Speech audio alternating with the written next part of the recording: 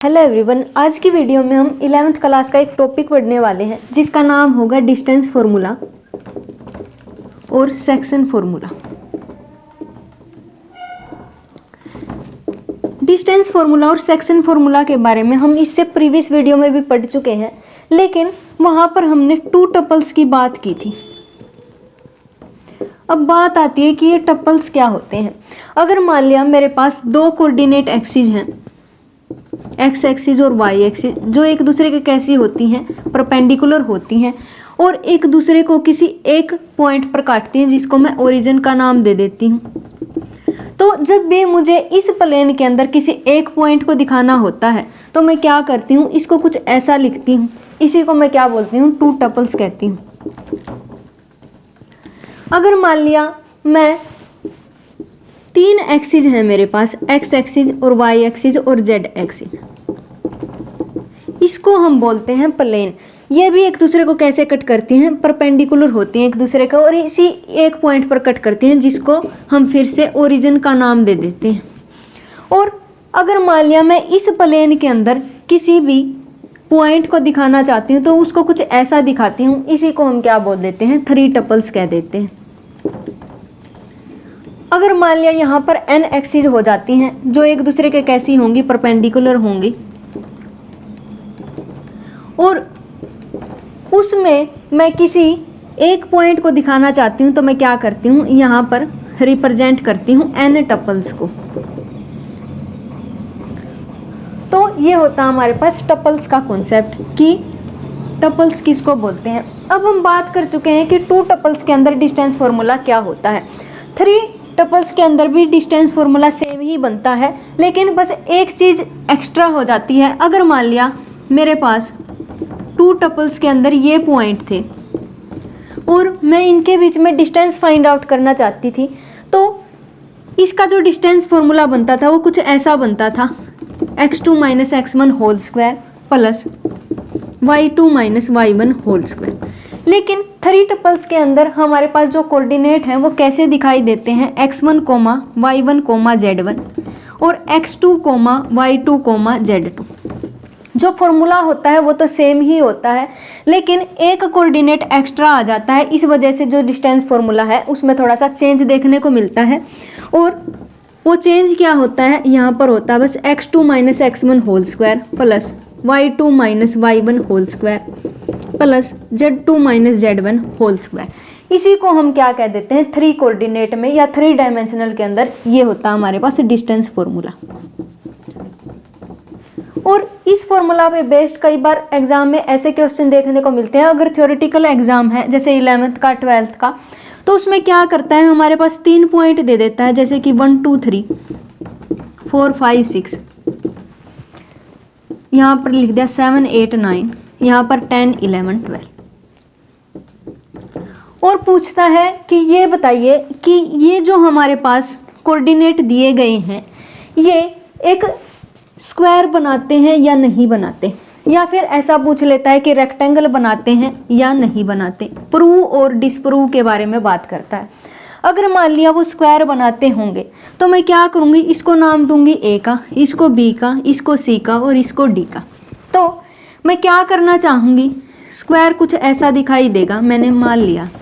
तो यहाँ पर क्या होगा कि ए बी की डिस्टेंस बी सी के इक्वल होनी चाहिए, बी सी की डिस्टेंस सी डी के इक्वल होनी चाहिए और सी डी की डिस्टेंस ए डी के इक्वल होनी चाहिए। अगर ऐसा हो जाता है तो ये क्या बन जाता है, स्क्वायर बन जाता है।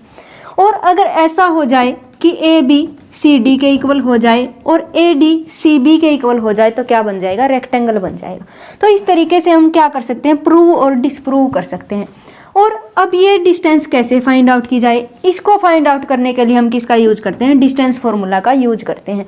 तो इस तरीके से वो पूछता है थ्योरेटिकल एग्जाम में। और कंपेटिटिव एग्जाम में वो क्या करता है, वो हमसे प्रूव और डिसप्रूव के बारे में नहीं पूछता। वो क्या करता है, ऐसे ऐसे पॉइंट बना के दे देता है और चार ऑप्शन दे देता है कि वो स्क्वायर बनेगा, वो पैरेललोग्राम बनेगा, वो क्या बनेगा। तो इस तरीके के वो सवाल पूछ सकता है कंपेटिटिव एग्जाम के अंदर। अब बात आती है कि सेक्शन फार्मूला क्या होता है।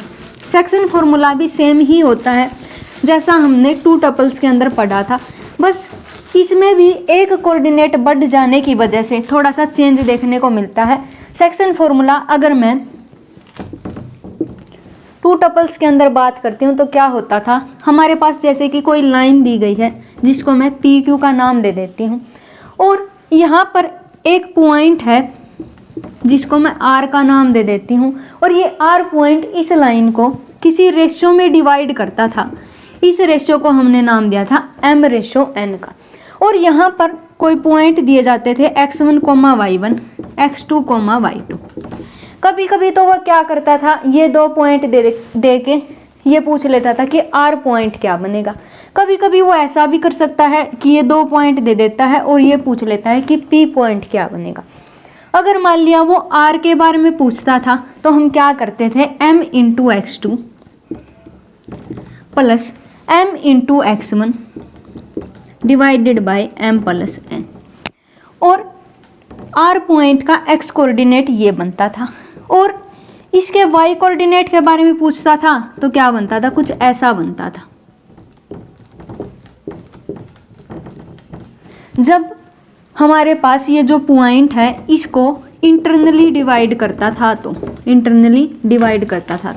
अगर वो एक्सटर्नली डिवाइड करता था तो यहाँ पर क्या आ जाता था, माइनस आ जाता था। बस इतना डिफरेंस था इंटरनल में और एक्सटर्नल में। अब बात करते हैं कि जब हमारे पास एक और कोऑर्डिनेट ज़्यादा आ जाता है तो उस टाइम पे सेक्शन फॉर्मूला क्या बनता है। तो सेक्शन फॉर्मूला तो सेम ही रहेगा, यहाँ पर बस एक और कोऑर्डिनेट को फाइंड आउट करना चाहती हूँ मैं, तो क्या बनेगा, mz2 plus nz1 divided by m plus n। ये हमारे पास क्या बन जाता है, सेक्शन फॉर्मूला इन 3 डायमेंशन। और कभी कभी वो क्या करता है, एक हमारे पास ट्रायंगल दे देता है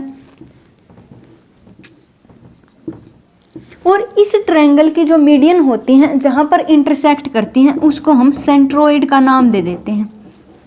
उसको हम किसका नाम दे देते हैं, सेंट्रोइड का नाम दे देते हैं। कभी कभी वो क्या करता है कि सेंट्रोइड के हमारे पास क्या पूछ लेता है, कोऑर्डिनेट पूछ लेता है। यहाँ पर क्या लिखता है, x1, y1, z1, x2, y2, z2, और यहाँ पर होता है x3, y3, z3। तो अगर वो इसके कोऑर्डिनेट पूछना चाहता है तो क्या बनते हैं, x1 plus x2 plus x3 divided by 3, y1 plus y2 plus y3 divided by 3, और इसी तरीके से z1 plus z2 plus z3 divided by 3, ये क्या बन जाते हैं, इसके कोऑर्डिनेट बन जाते हैं। तो इस तरीके से बहुत सारे सवाल बनते हैं जो डिस्टेंस फार्मूला और सेक्शन फार्मूला पे बेस्ड होते हैं। तो यही थी हमारी आज की वीडियो जिसमें हमने डिस्टेंस फार्मूला और सेक्शन फार्मूला के बारे में समझा। इससे नेक्स्ट वीडियो में हम लिमिट और डेरिवेटिव के बारे में समझेंगे। तब तक के लिए stay connected, have a nice day, thank you.